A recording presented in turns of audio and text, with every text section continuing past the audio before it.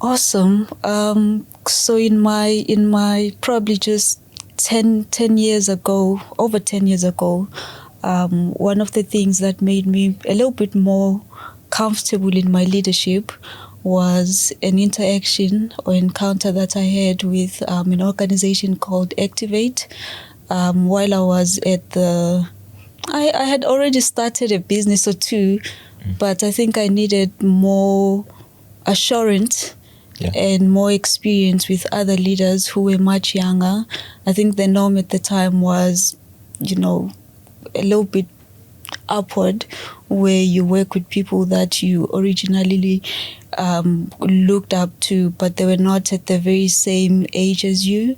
And one of the things that grabbed my attention in terms of Activate leadership was because they had a really great ability to vet and find the right kind of young leaders who were doing amazing things in their spheres. And one of the things that I took with me was just the introduction to active citizenship, which was not really a topic that was spoken about. Situational leadership, which is still one of my most valuable lessons from the program.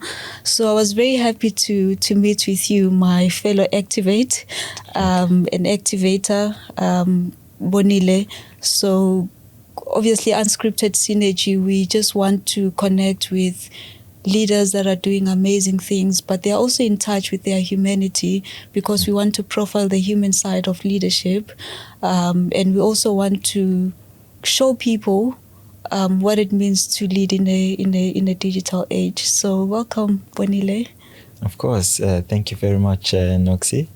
I appreciate you inviting me today to your podcast. And it's such a pleasure. And hopefully we'll have a fruitful, engaging session where we are going to,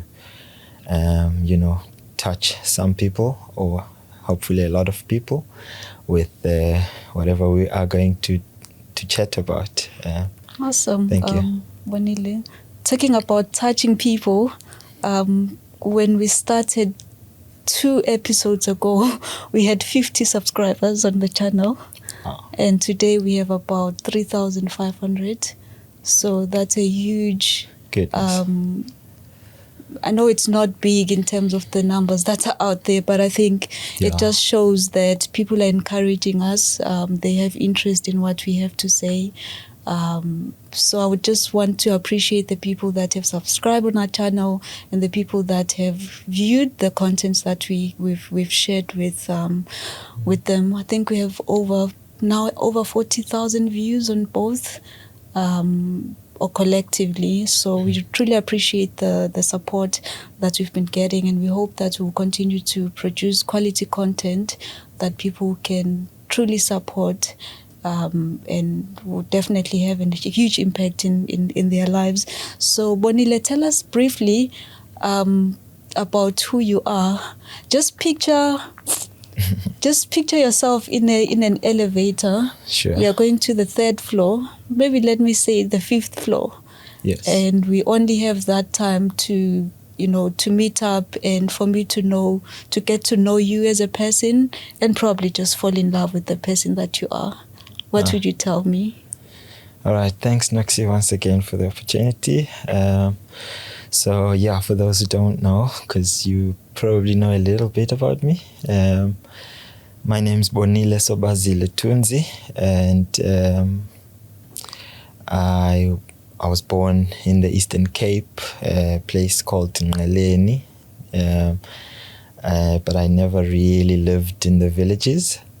But as a baby, I went to live in Rustenburg, a place called Bophuthatswana at the time. So I am Xhosa, but I used to speak Setswana and not isiXhosa, because my father was working in the mines. So that's why I had to grow up in the northwest. However, from the age of 7, I came to Cape Town, because my parents wanted me to start school this side because they thought it was better for education at the time. So lived here in my cousin's family. My parents were in the Northwest province as well as the Eastern Cape with all my other siblings. And then my sister came up as well to live with me and my cousin's family as well. So since then, I started school in Cape Town in a township called Langa. And then I went to high school at Leap School, Science and Maths School, which is an independent school which helps learners who have potential with better education, especially with maths, science, and languages. Maybe that's why I have a bit of an accent in English, because I went to a school with English as a home language. And then what else? I went to the University of Cape Town after high school. You're already on the third floor. Yes, to do my construction studies, which was quite difficult at the time, due to a lot of other things that we might probably speak about as time goes. I worked in different places, education. I have a lot of experience in education. I used to teach English online internationally, and I worked in IT, I worked in finance, and then I later found myself in education. So that's my journey. Hopefully if there's more things, you will give me some questions. Sure. But currently, if I may add, Noxy, but currently I work at a school, Equizlesizwe primary school. I teach learners in the library, and I also manage the library as well. And also I have other projects that we are busy with a team of mine. One of them is Khwela community-based organization, and that's the project that basically made me to meet you at an Activate event. So I was just happy that we managed to meet, and hopefully we'll speak a little bit more about that as well. Yeah. Okay, thank you. Awesome. Thank you so much for that, Bonile. In just your, I don't know if you were brief or you were very long, but in your introduction, Yes. you spoke a lot about your formative years, and I think the most recurring theme was around family, which for me, I think it shows that you place a lot of value in family. So what are some of the leadership lessons that you learned when you were growing up that have taken you to where you are right now? Yeah, that's a very good question, and I'm glad that you asked me. So, so lessons in leadership. It's actually very broad, but I'll definitely try to narrow it down to something that viewers can take home. So, firstly, I will approach it from a personal perspective where I'm a person who believes in continuous learning and development, and I actually like to impart that to others as well. So in my journey, I have been learning a lot from business people who generally speak about personal growth, personal development, and all those terms. So I think I picked up a lot of things from them.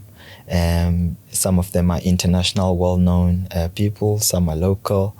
And then there's also, leadership lessons that I've learned just by observing firstly in my household, communities, as well as the places that I've been involved in. So some of them were not so good, some were good. Because I do think that sometimes when we think of leadership, we usually think of a successful leader. I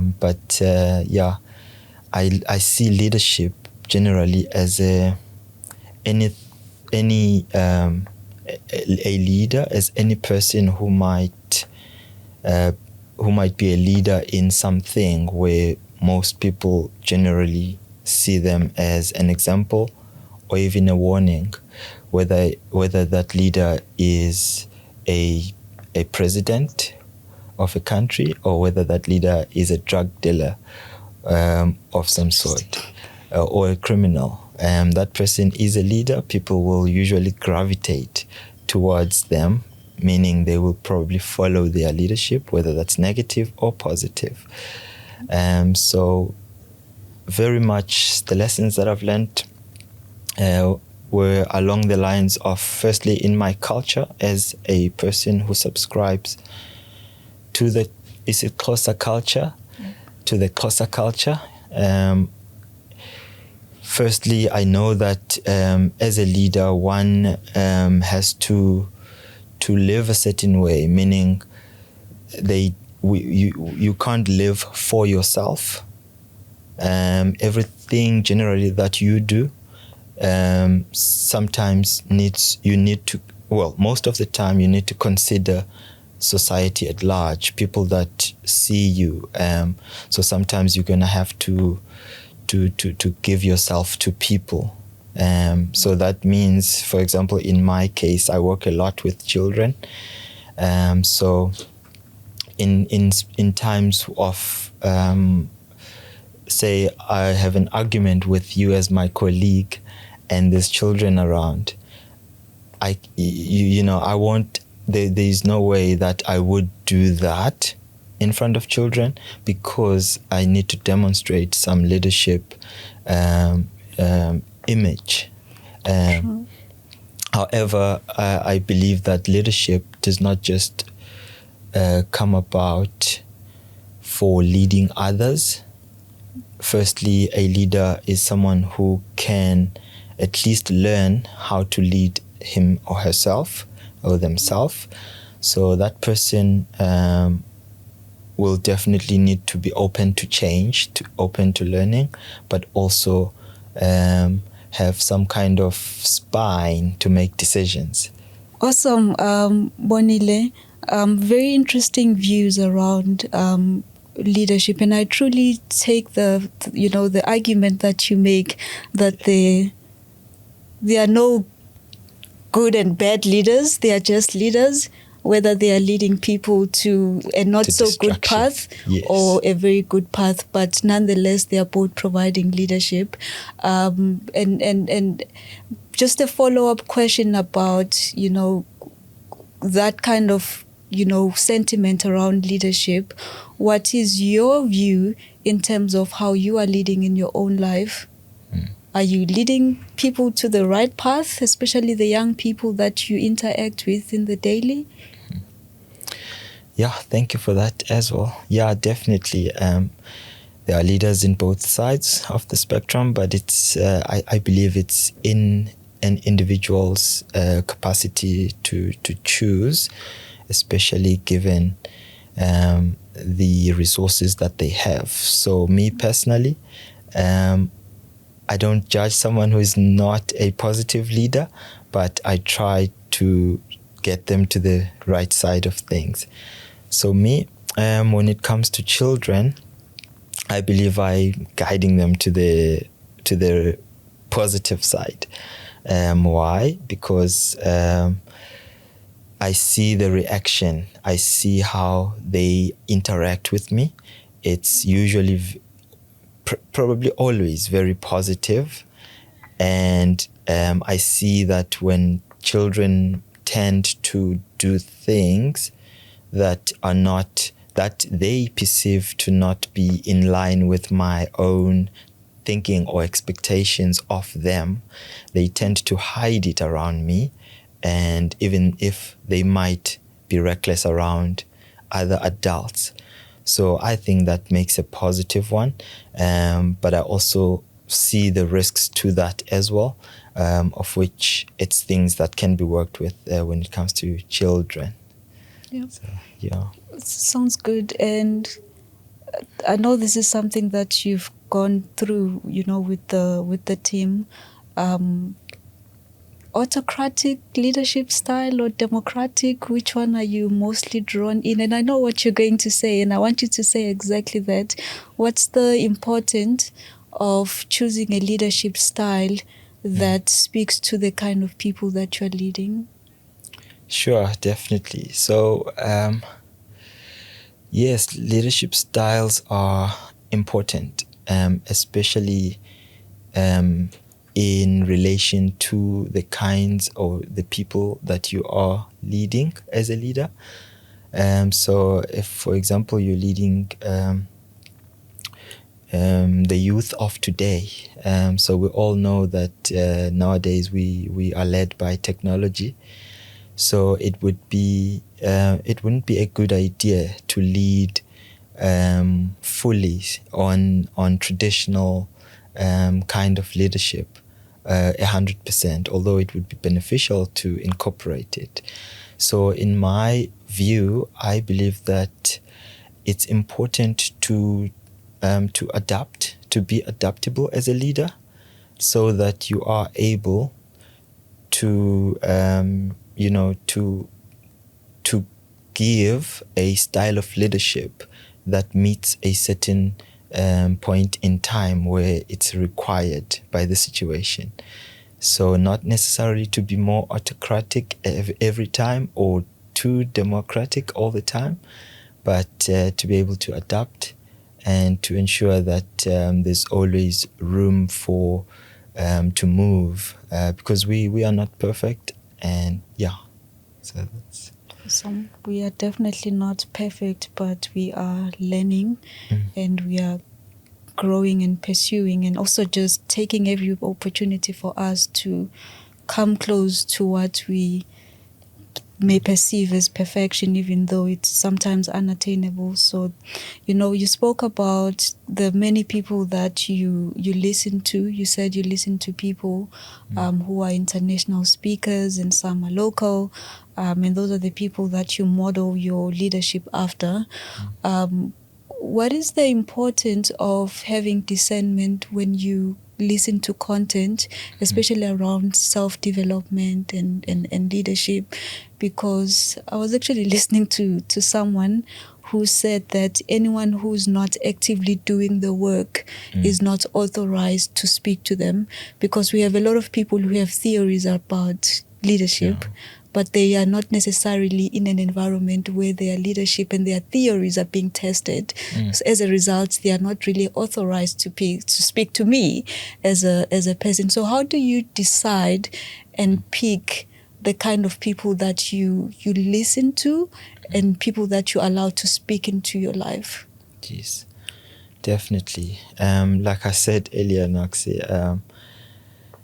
as a person who is open to learning, I actually agree with that sentiment about, having limited capacity to say things about a place which you are not involved in, because it comes with risks as well. Because, so in my case, in terms of choosing the types of leaders, I tend to follow, firstly, if I see success in that particular field on the person, then I'll probably try to learn exactly what that person is trying to teach. But I also learn even from people in general around me, even if it's not a success, because I believe in the unsuccessful person, you can learn how to be unsuccessful in the thing that you want to be successful in, so that you don't do it the way that they did it. But also, we work with people, people like yourself, my colleagues. I learn a lot from them. I don't even think they realize how much they teach me in how to lead children and so forth. And when it comes to theories, well, if you are people who are educated academically in something, they may develop theories, but in terms of advice, maybe that's where it would be difficult to give them authority to do so, giving advice. But maybe theories, I would totally accept them. Awesome. That's beautiful. The issue of leadership is very important to me, and I truly do believe that where we come from provides a very good base for us to model, in terms of how we lead. Yes. One of the people that I never met, that is one of my greatest inspirations when it comes to leadership, is my probably great father, Udingswayo. So I'm Mthethwa. Wow. And my great father was Udingswayo. Yes. Who was the man who was responsible for training Shaga. Yes. So the Shaga that you know today. In fact, I always tell people that what you call a Zulu nation today never existed, during their time. And my great father led one of the largest tribes and nations. And the Zulu nation was a small segment of the community that was being led by my great grandfather. And one of the things that you hear about his leadership was that he was very strategic. And he was one of the first to open what you call international trade within the community that they lived in. And I take so much, and sometimes it serves even as a mirror for myself, something that I can be proud of. Yeah. When people call me, one of the most strategic minds in business, I always look to the fact that my great-grandfather was known for such. So it matters a lot, in terms of where we come from, at least for those who have the privilege to, because, we have many social dynamics that affect that. But it's one of my greatest prides, and my dad used to say, in fact, even my granny used to say, "Abathethwa behluleki," right? Wow. So I grew up in that kind of environment, all the way to how we were led when we were growing up. It just matters so much. I tell stories about starting in business, being young, vulnerable, and I would have my mother going to a meeting with me, just so that he's present as a protective factor. She would just sit there and listen to me, but I would just find comfort in the fact that she's there, listening to me. And whenever she's asked to say something, she would say something that's on point, and sometimes even speak to me as a person and just vouch for my character. And as a young person, that meant quite a lot, for me. And what I appreciated by, the story that you told, which is something that I still want to explore with you.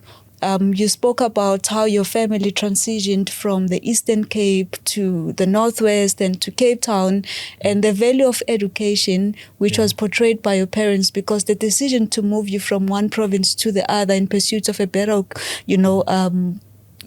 education and better prospects for you in life as well, just shows leadership from your own family, right? So I just want to understand, what is it about how you were led as a young person that really inspired you? Because it's so easy to be inspired by some billionaire somewhere that you don't even know, to the extent or the intimacy in which you know your own family. So what is it about your upbringing, where you come from? You mentioned your pride about being Xhosa, right? What is it about being Xhosa that instilled some of the greatest examples and some of the greatest lessons for you to confidently engage the world as a leader?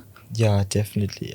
I think you raise such an an important point there, Noxy, when you give some deliberations about your family and the lineage, and how did you the other name, is it Senzangakona? Senzangakona. Yes. Yeah. So how you having the knowledge of your history, and how your family was great at leadership, and how that has impacted you as a person eventually. Because even with me personally, when I grew up as a young child, my self-esteem was very low. Like, I was an isolated child. So growing up, I had to learn a lot about history in general, about the whole continent of Africa, and then about my family. And I believe that boosted my confidence to a level where I can now engage equally with people who may know themselves better. So you raised such an amazing point there. And we also try to implement that with the children that we work with in the project for Khwela, because we are trying to ensure that these learners or children from the township in Khayelitsha are confident in arts, because they are doing drama as an art. So giving them confidence is very difficult when they come from places where they believe that they are, underclass citizens. Until they know something good about themselves, they may develop better. So you asked me, what is it about my upbringing that made me, that I picked up in order to become a leader that I am. So firstly, my mother taught me how to write my name before I went to school.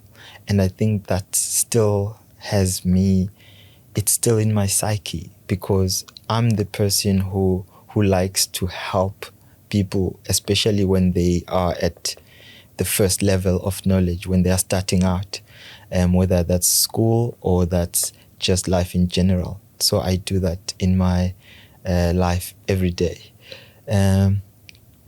And then also in terms of education, I believe I got that from them, where to see it as important.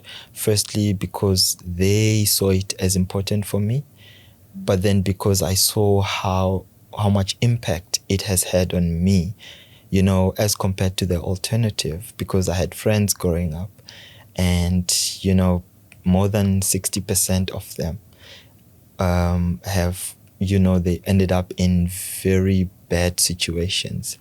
And I believe the one thing that, took me to the better side of life was the importance of education. Yeah, so I appreciate you asking that. That's amazing.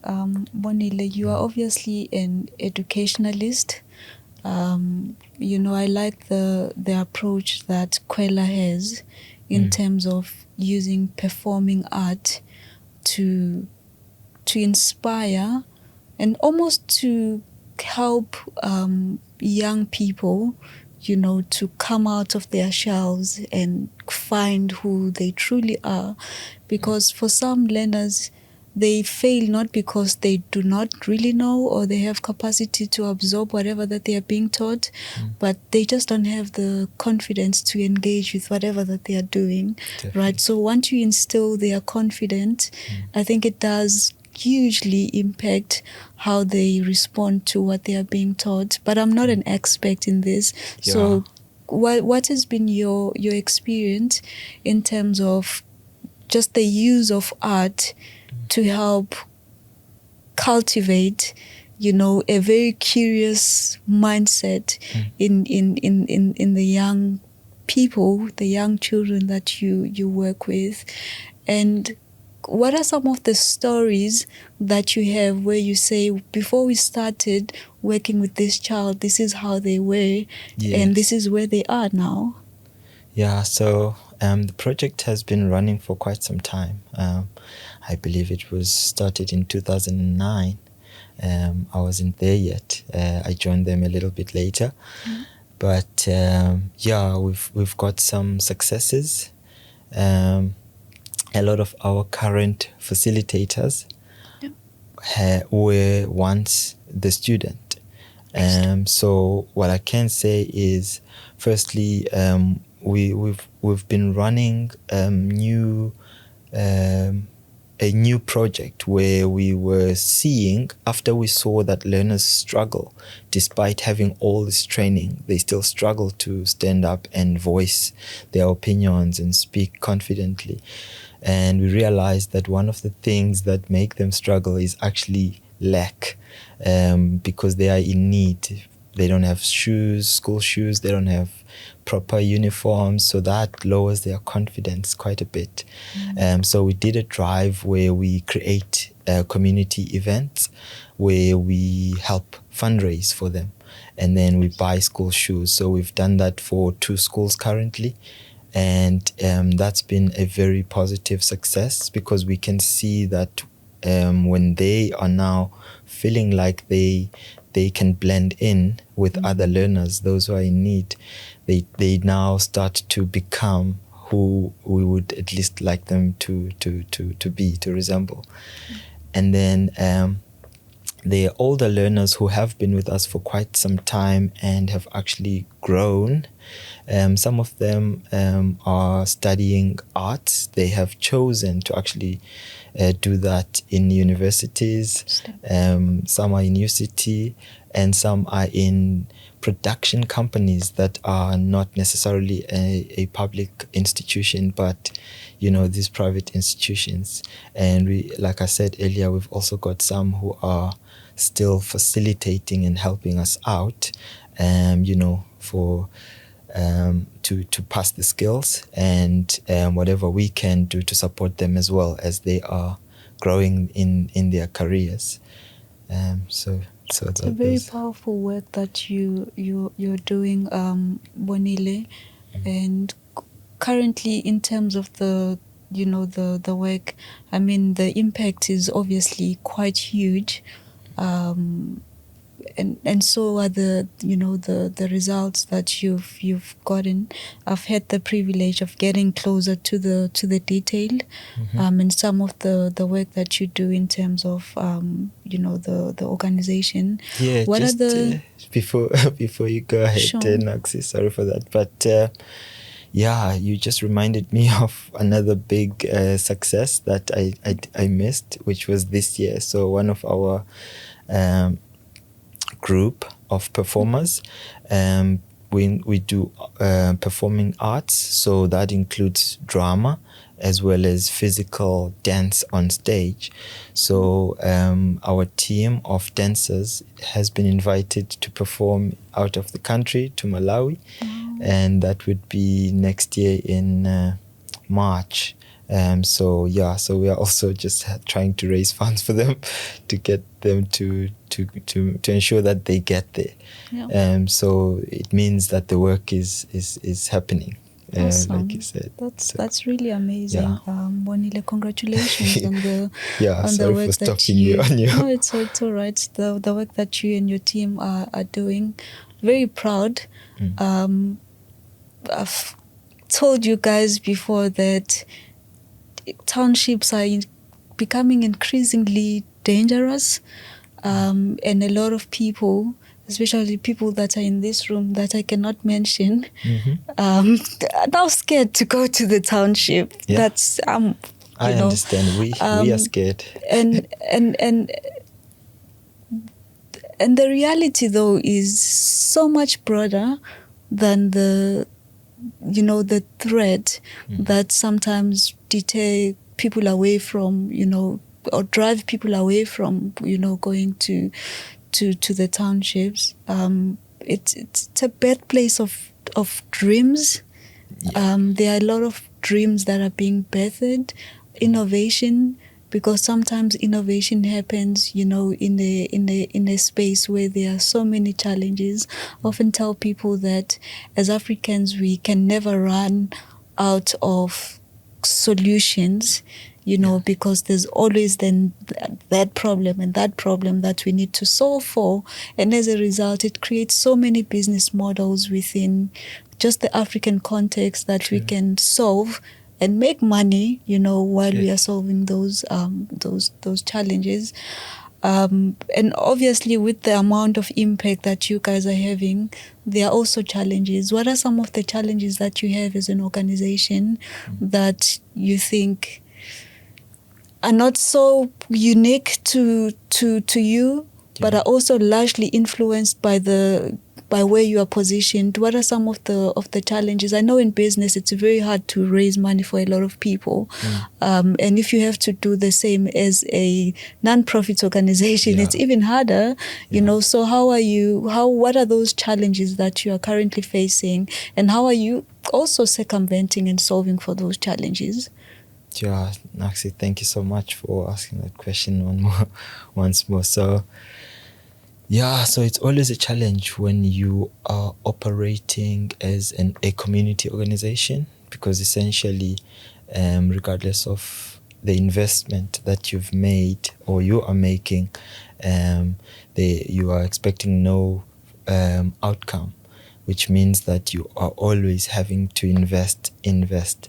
So it's because we are working with children and we keep them after school. So one of the main challenges was the fact that we have to organize food for them after school, because they're probably hungry, and you can't work with someone who's hungry. So that was one major challenge. On top of that, funding to support the coaches, the facilitators, and the directors. That becomes difficult. At times we made some contributions in order to counteract that, so that wherever we make our income, those who are part of the board members, the leadership, have a responsibility to contribute financially, just so we are able to at least meet the bare minimum. And then besides that, there's also a big need for equipment. You know how expensive it is to even host your own show. You need mixers, speakers, you need microphones, and if you have like 15 or 10 learners on stage that are performing, it would be difficult for them to produce something that is to the level that you want it to be, unless you have proper equipment. So those are challenges. And on the other hand, we are not necessarily all professionals in what we do, but due to the driving need, we took it upon ourselves to do it. So at times it is a matter of research, extra work that we have to do in order to get the right direction. So those are some of the challenges. Sure. I did want to ask you if you could dance.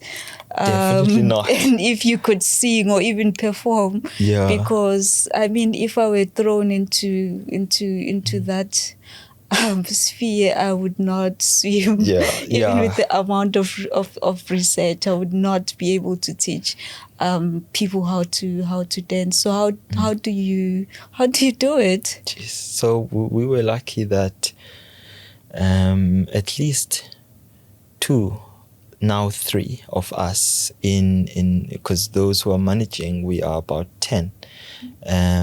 So at least 3 of us came from that background. So because this is not new, in their own upbringing, they attended training in that. Although some of them are not currently performers, there is 1 or 2 who are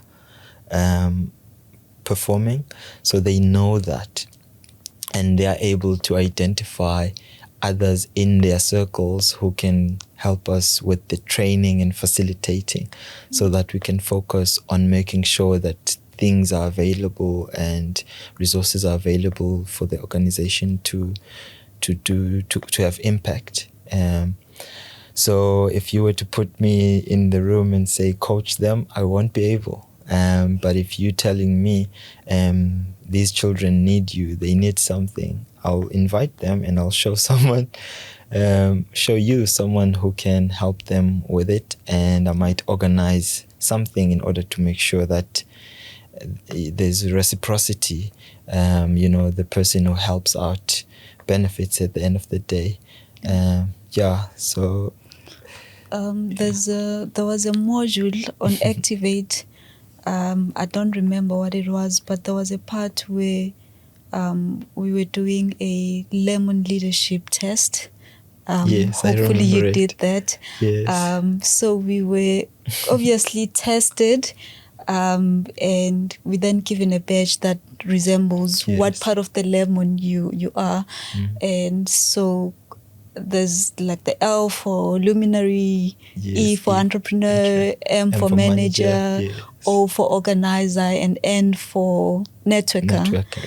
And I was an LE. It made me so mad because I'm like, so the luminary and entrepreneur. I was kind of hoping that I would be an entrepreneur in something else. That was me. E and M. I mean, it's not that any of them are bad, but I just felt that a luminary and an entrepreneur are very much closely aligned and, within the same category of skill set and how you respond to challenges. I was kind of hoping I would be an organizer as well or a manager. But I was also very happy when it came out that way because I've been an entrepreneur my entire life. That's all I know. That's how I respond to things. You give me a problem, I find a solution that I can monetize and, commercialize. And, that's how I am. But I appreciate what you've just said right now, and I'm also interested to know, what part of the lemon, you are, and what it meant for you. But it sounds like you guys have a spirit of honor in your organization where you know where your skill set starts and stops. You are obviously an organizer. You've just said that. If someone brings you, if there's a problem, you can bring everyone together and help everyone navigate a solution and find solutions for whatever challenges that, are there. But you are not necessarily the one that's going to train them to, to dance or perform or whatever it is. And I think it's very important, especially from a leadership perspective, that you acknowledge your own strengths. And you operate on your strength and allow others to do the same, because once you operate from that weakness and you want to try and be what you are not, it's going to stifle the growth of the organization and the impact of the organization. So what part of the lemon are you? And what is your leadership power, superpower, if I may call it that? So from the Activate workshop that we did, I actually had entrepreneur, manager, but there was a bit of other things as well. So I'm more of a blend of a person. So what that means is you might find me mostly in administration, whether that's finance or whether that is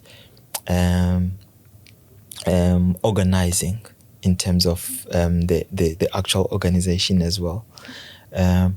But you will also find me in marketing, and you will find me in in presentations. Forgot what that one would be. So I'm more of a generic kind of person, but then when I have a responsibility, I try by all means to stick to it at that point in time. You're not a busybody. Yeah. Here and there, but no way. Yeah, here. So I try to avoid that completely. Yeah. So you mentioned a very something that triggered me in terms of the style of leadership that you choose. Oh yes, so when it comes to knowing where to stop, because I've worked in different places before, and I've seen leaders losing people that they actually would be best to have.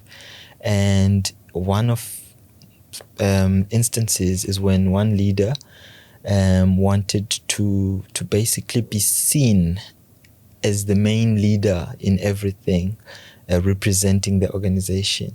So that can drive away important people, because what you would be doing is you are trying to show yourself rather than allowing things to unfold as they naturally should go.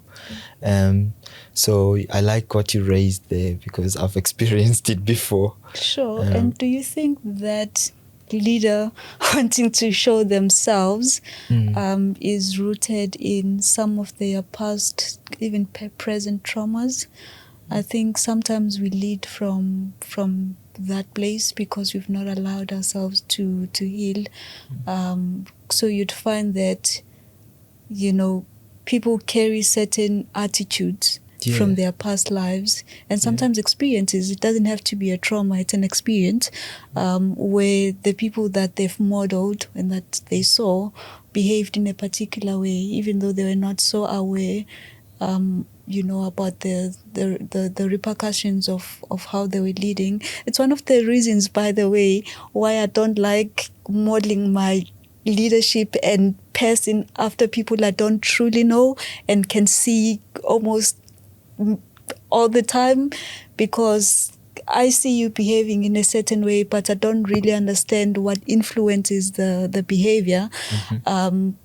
It becomes a struggle for me to relate with something that I cannot measure and interact with it as much as possible, right? But do you think that attitude is really rooted in some of their experiences or how they modeled themselves after people that they didn't really understand, the gist of, the behavior at the time? I think we have to address the responsibility that comes with leadership. So at some point we all have our own experiences and history and in our subconscious, in our psychic. So if you struggle working with people, for example, maybe because you want to be in control all the time. Yes, I do think that is the case. It might be that you've seen people getting, stifled and disappointed by others. It might be that you yourself have experienced something negative where you just want to ensure that things are in control. But then everything has got both positive and negative. So I think when it comes to a leadership responsibility, discipline has to come in place. So, for example, as a leader, you can't always trust that you will always be correct. Sometimes you have to allow a second opinion, if not most of the time. In terms of what you do and what you say. So I believe that regardless of whether or not our past experiences are in our decision making, we have to always be conscious of them and aware of how they affect us, so that when it comes to us exercising our leadership roles, we are then able to maintain a place of growth in rather than destructive forms of leadership. Would you then agree that the amount of growth that you can attain as a leader is purely tied on the amount of growth you are willing to invest in yourself as a person? Definitely. Because I can already see the other side of that. Just imagine if you now say, okay, I think I've learned enough now, I've reached my certain level of leadership, then I'm no longer have to learn. What might probably happen is that you will stay the same or you will go backwards, because not everything we learn, we always exercise. And we are victims of habit, right? Human beings are like that. So what we do habitually is what makes us become. So I actually wanted to just touch a little more on the idea behind responsibility. Because, in most cultures in Africa, I know that there are certain expectations of a leader. So, for example, even in elite circles, in order for you to be allowed in certain leadership roles, you need to have at least gone to maybe a certain form of education where those leaders come from, or you might, specifically in my culture, you might need to undergo a certain ritual where, as a man, I've been wanting to know what happens in those Xhosa initiation schools. Do you? I'm kidding. No, it's all right. But yeah, so in that regard, like, because as a man, because I'm a Xhosa man, as that. So you're going to tell us what happens there in those rituals? What are the... Don't trick me. So as a man, community. In our community, you can't be seen as a leader, especially if you're a man and you have not gone through that initiation process. So those are certain things that it's almost like classes that you have to first pass through in order for you to at least be considered for leadership. So what that means is community will have to test you. For example, can you keep a secret? Because there are secrets that we need to keep as men, so right? You're going to tell us what happens there. So which means there are certain things that I can't say on this podcast about that, because if I do, then I've automatically lost my credibility as a man. If I go back to my community now, I'll be like, okay, now he's no longer. You see, so similarly. So would you tell me if we promise not to publish this podcast? You can try me as much as you want. Yeah, but definitely, even in elite circles, I've heard things about, rituals. I've heard things about certain things. Those things tend to be a challenge to the person. But after undergoing those processes, that person becomes almost like a reborn person who then can at least put community first before themselves. Because it's almost like, as a leader, you live for others. And sometimes people, I'm sure you in your circles as well, because you do incredible work, and I can imagine the calls that you get, even probably in inconvenient hours or times, where people will not even consider that you have a family, you have people, you need to hang out and just be a human. They just want to see you do what you do. And as a leader, even if it's inconvenient, you can't just respond to them and be like, no, I can't do this. because you are in such a space where you will always be scrutinized, I think and with it's time, unfair. Yeah, with time you do learn how to manage expectations. Yeah. And I think that's a very important thing to do as a human being, also just living your life according to other people's expectations take away from the authenticity of it. True. So I think creating and managing expectations is very important. And I've learned to do that. I know how to not respond to messages. That's good. When I started off, I didn't know how to, but with time, I've learned to. There was a time when I was in some radio station, one of the largest, in fact, in Africa. Wow. Had an interview. They were talking about this young person that has done incredibly well. And we had over 10,000 calls in my office. Yes. And we felt, at the time, the need to respond to everything. But quickly from, the very situation, we learned that we don't have to respond to everything. Yes, there's a lot of positivity that came from the, from the interaction and the interview. But with time, you just learn to manage those things. And I think one of the greatest things that you can do for yourself, because leadership does not entirely need to make you lose yourself or make you lose yourself at all, because you're trying to appear in a certain way. Definitely. Right? So I think it's important I agree with you, but I also think it's very important that you manage expectations. You also create certain expectations. You learn how to manage expectations. One of the things that my mom say quite a lot is that we get disappointed in people not because of what they've done, but because of the expectations that we placed in them. And we didn't even honor them enough to share the expectations that we had of them. And they then don't live up to the expectation that we imposed, and we get disappointed and we say, they did this. Yeah. No, they didn't do anything, right? You just created an expectation. So people will constantly create expectations of you.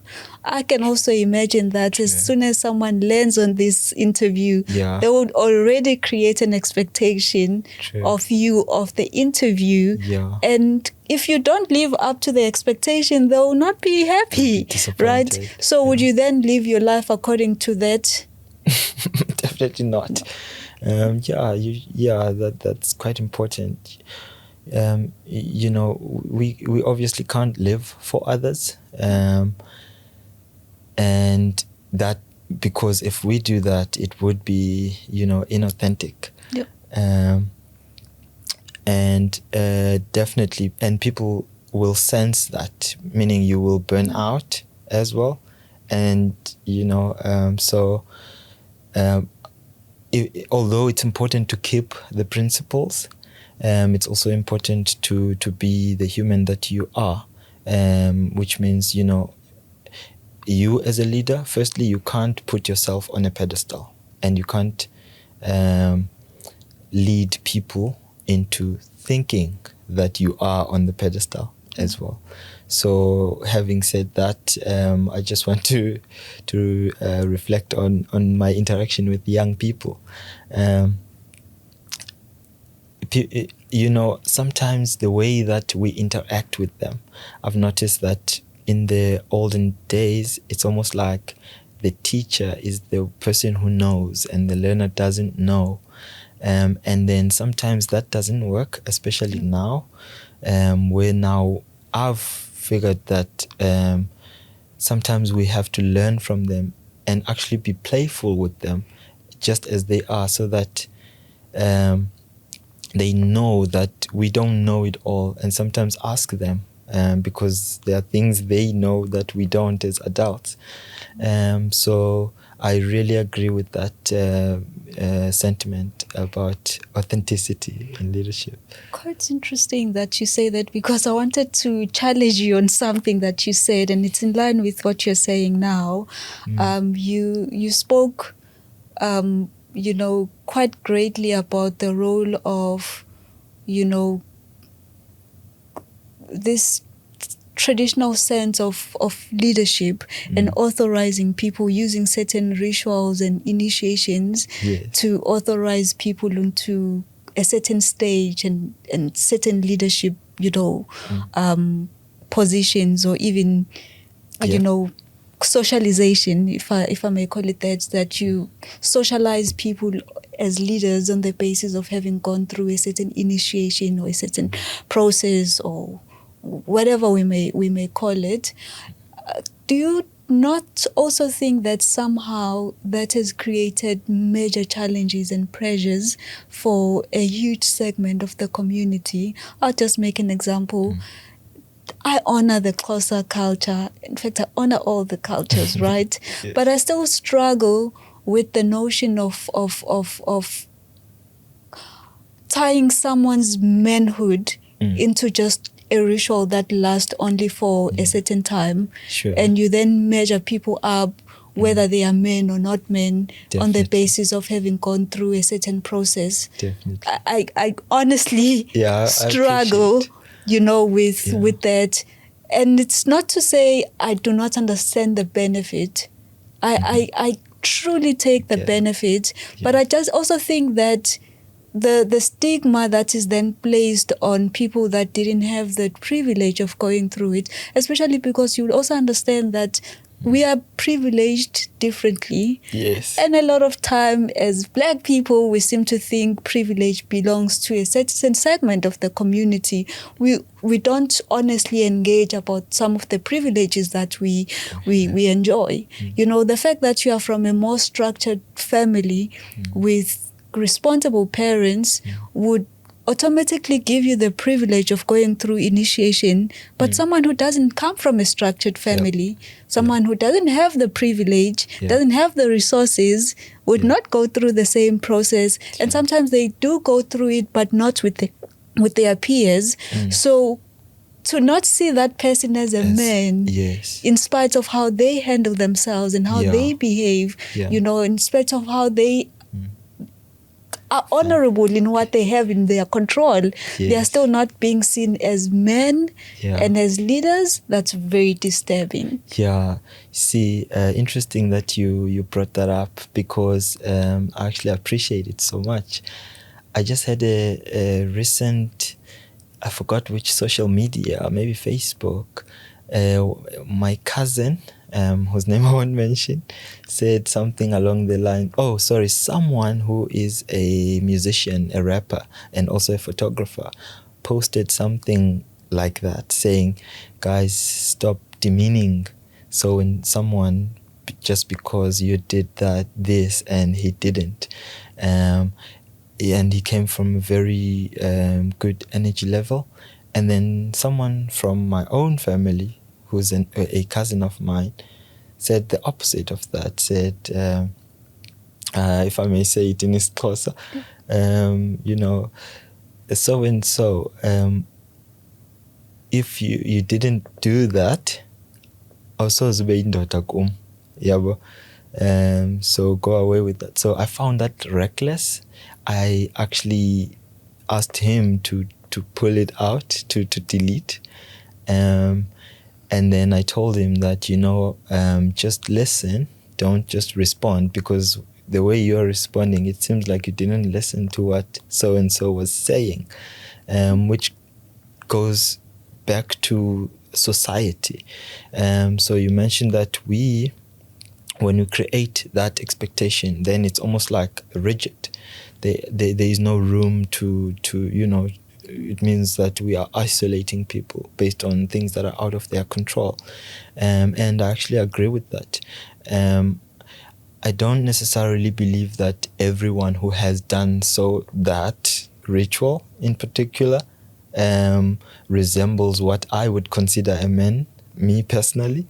And on the flip side, I also don't think that someone who didn't do it might not be a man to me, because they are, and I know them, right? So, however, there is an overpowering sense when it comes to large numbers of people. A crowd will mock someone who is in an individual. But if you go to each person who was pointing the finger at that person individually, you will actually find that they don't mean what they said. They were just part of a mass crowd that still needs to be to heal, probably from their own lack of making sense of themselves, and they are just projecting it to someone else. So I think that point goes for society in general. How does society live with themselves? Do they then say, if you didn't do it this and you don't pass that, then you're not going to be that? Or do they say this is the requirement? It's the same with school. For example, we have a situation where we go to formal schooling. What if you dropped out in grade 10 and then you started a business? Are you then considered someone who is an expert in entrepreneurship who can teach that? Or are you only going to be allowed if you then go over to do your degree and then teach it? It's similar. No. But we also have the reality that we have a number of dropouts that have gone on to, create amazing business models. In fact, we use their business cases and case studies to define what we do today in business. And I think that's a very powerful reflection. And I think what I like about what you said, that the young people that you're working with are challenging all of that. Yep. The fact that they are challenging the teacher-learner dynamic. Yes. That maybe we are all teachers, maybe we are all learners. Definitely. It just depends on what role you are playing at a time. But just because I'm learning from you, it doesn't mean I have nothing to teach you. And just because I have everything to teach you, it doesn't mean I have nothing to learn from you. Definitely. So, and like I said, I really loved what you said, and that challenging of the norm. And I think it's very important that a lot of young people really go back to challenge how things have been done, but also acknowledge, because if you challenge everything without acknowledging what has been done right, I think that's one of the most reckless things. Because there's a lot of good that has come, from the things that were done. And sometimes we are in conflict with even the definition of manhood according to a certain ritual, because it was not sold to the younger generation, in accordance to the intention behind it. Definitely. So you now have someone who comes in with an unlearned mind, and unlearned not in a sense of formal schooling, but just the understanding and applying yourself within the context of your culture, so that you are able to use it in a way that builds others. Because I think ultimately the intention behind it was to build communities and not to destroy them. So if you allow such a good tool to be used as a destructive measure that is, just destroys the other people that are excluded from the system, it's unfortunate. It's unfortunate. So cultures evolve. I was just thinking that, we, as you were speaking about my reflection on this, it's the same, not just with, leadership is everywhere, but not just with the ritualistic point of view, but look at marriages, for example. We are still in our most South African black cultures. We are still using traditional means for marrying someone. We pay bride, and we do those initiations for manhood and. However, culture, I believe I would be doing myself a disservice if I were to sit here and tell you that culture should not change. Yes, there are people that believe that it doesn't need to evolve. It stays as is, but based on circumstances and my understanding of how it came to be, things evolve. So it might be time that a lot of things within our cultures evolve. You can even look at the ways that we do things. Alcohol is considered part of culture, but I think it shouldn't be. What is it that we are trying to achieve should be what determines what we do and how we make certain rules or requirements and limitations around our our culture. Yeah. For sure. And what kind of leadership do you think it's going to take to get us to a point where we can comfortably engage with the fluidity and the growth, of culture? Because sometimes stopping something from changing is almost denying it the opportunity to grow and be redefined according to time, according to where people are. What kind of leadership do you think it's going to take from us, to make sure that we can comfortably engage with the changes that are required? And this is not culture in only a traditional sense, but even in organizations. Yes, so definitely, Noxy. From where I stand personally, I think there's a whole lot of groundwork that needs to start happening, especially in a country like ours. It starts, I believe, with individual, with self, meaning individuals. It's better that I believe it's better that we focus on trying to learn as much as possible, because I don't think we know enough. As a collective, we may have certain heads that are well informed, but as a collective, we are far behind in terms of knowing how the world works, how communities work, how an individual works. So if we were to emphasize a lot on a spirit or a hunger for learning, that would be a great start. But what would that take from us is if we gravitate towards discipline, because discipline is such an important part of achieving whatever it is that you would like to achieve. And then in terms of that discipline, I believe the very first things to go into is eating the right food or the right way. Because regardless of whether you know what you do or what you want to do, obviously if you give your body the wrong type of input, you won't have the capacity to perform at your optimum best, whether it's your brain, whether it's you having to run physically. We need to at least try to ensure that our bodies are healthy. If we do that, there's a start towards open channels for positive trajectory. But then also when it comes to attitude, if we as people start to think about how we are treating each other, our communities are scary, like you said earlier. Black communities, if I may put it that way, township especially, it's scary.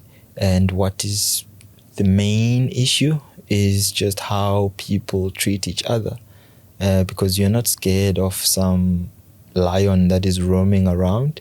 You're scared of a certain human being. So if we bring back the spirit of Ubuntu, which means that when I see you, regardless of whether I know you or not, firstly, I know that you are like me.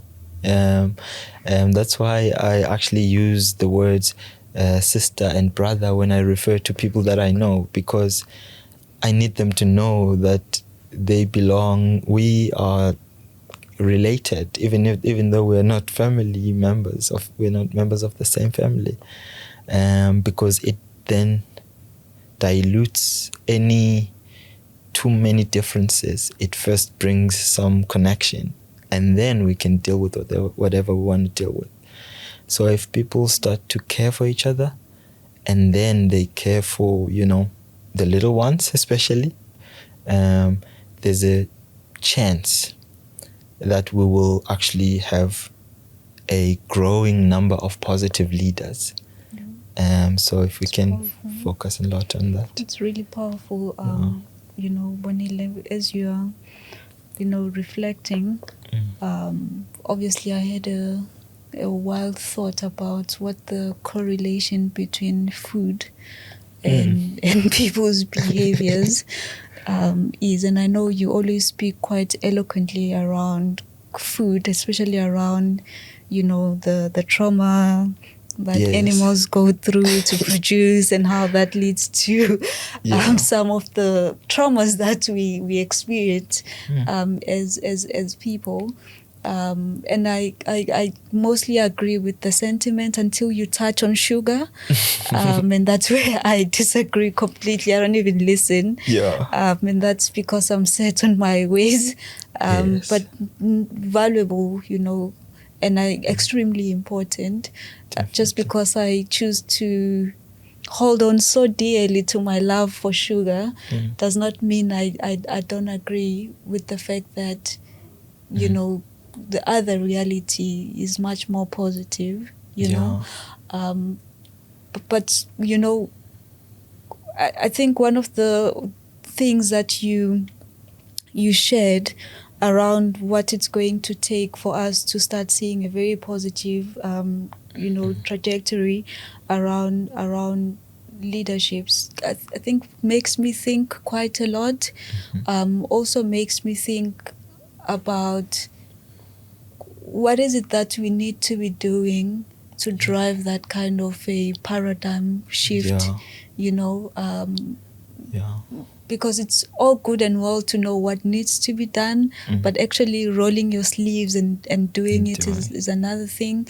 And I also think this is one way of doing it, because the more you have dialogues, the more you have conversations,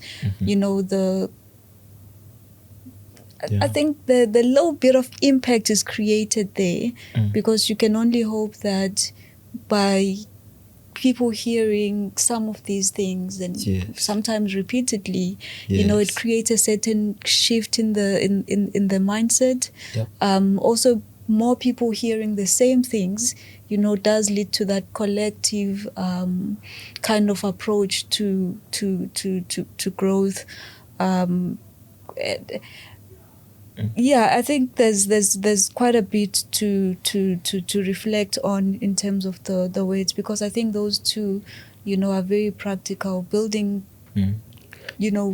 disciplined areas is not the easiest. Changing attitude is also not the easiest, but you have to start somewhere. And I appreciate that, Bonile.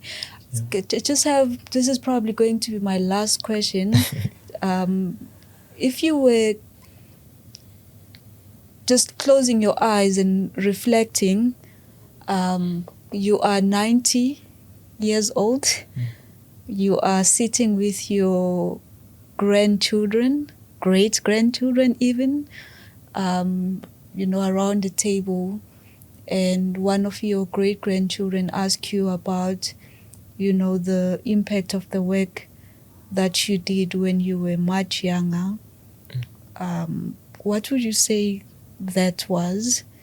And also, what is the one very powerful, impactful lesson that you would want to leave with your grandchildren and hope they would take that and run with? Jeez, Noxy, you're taking me far away. But thank you for that question. And I really admire the fact that you guys have, you create spaces like these where we can come up. Sometimes you invited me here to deliberate. I really admire that, because I believe that one of the ways in which we can instigate, that kind of mindset, the discipline, the leadership, the positivity is to educate people, whether that would be street events or online, because a lot of people are online. So I really admire this, and I see it as a positive. Now, so your question about me, as a grown old man in my last years of life. Great. Yeah, so with a lot of wisdom.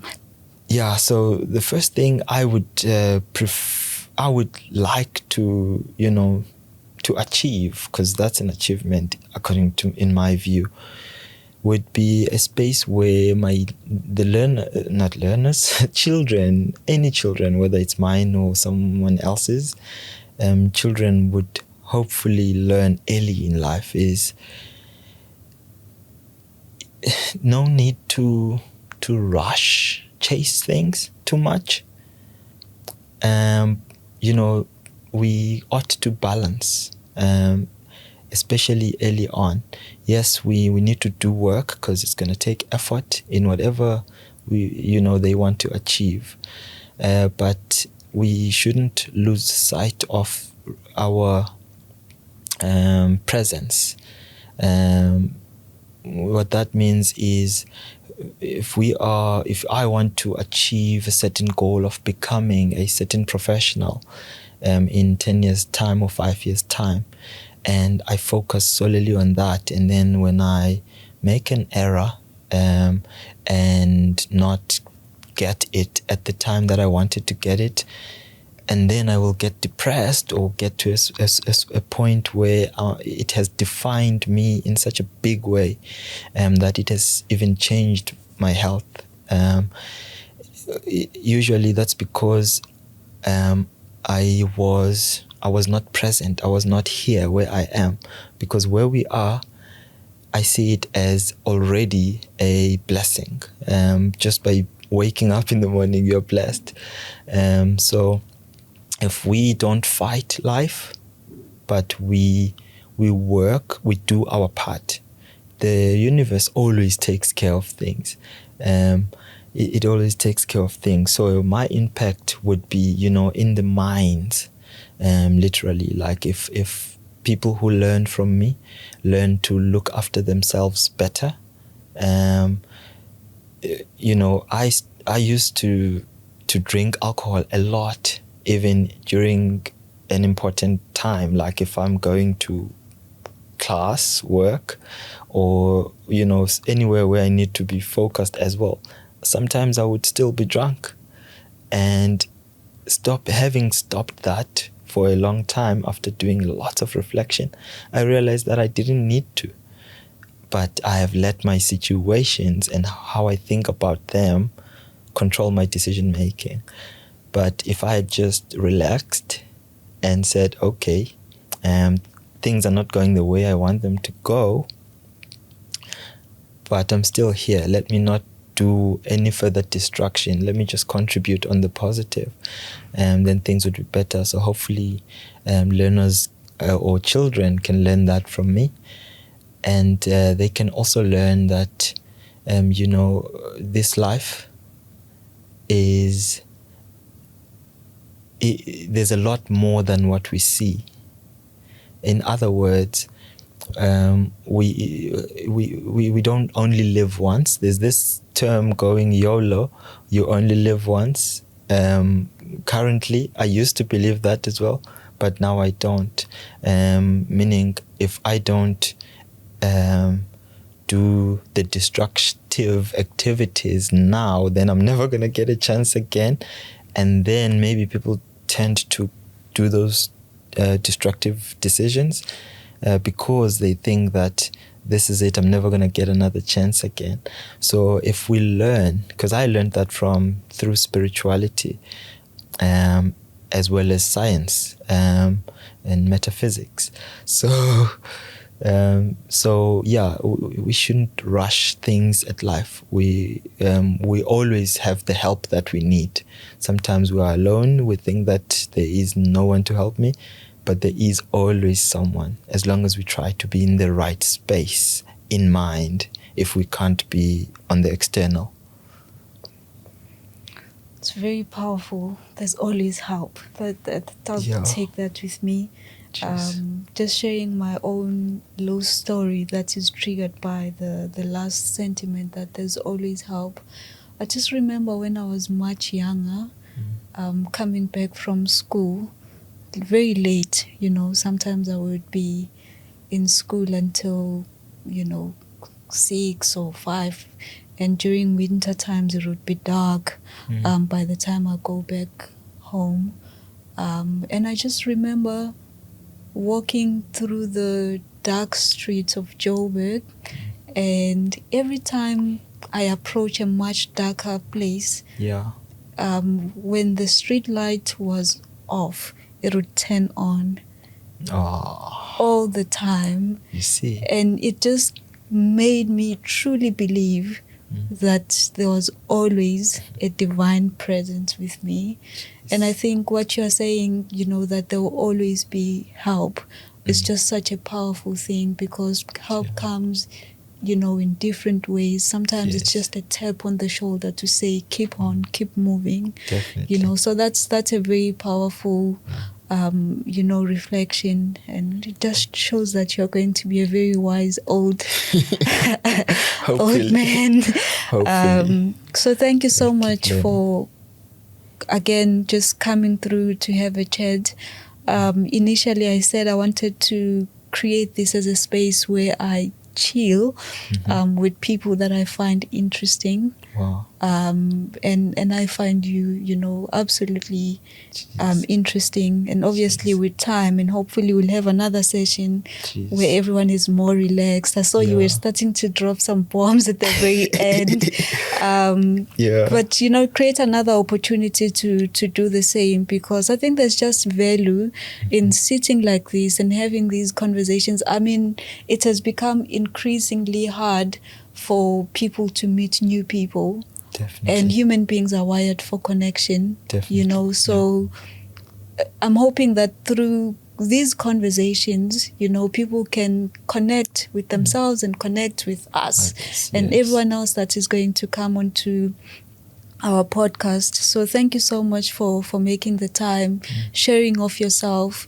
I always believe that you can only go through this experience, it's nervous, it's challenging, but being willing to put yourself through all of this and tapping into your more vulnerable side is so important, because not so many people are willing to do it. Not so many people are able to do it. So just the vulnerability to say, I'll try something new, I'll have the conversation. It doesn't matter, even if it comes up crappy.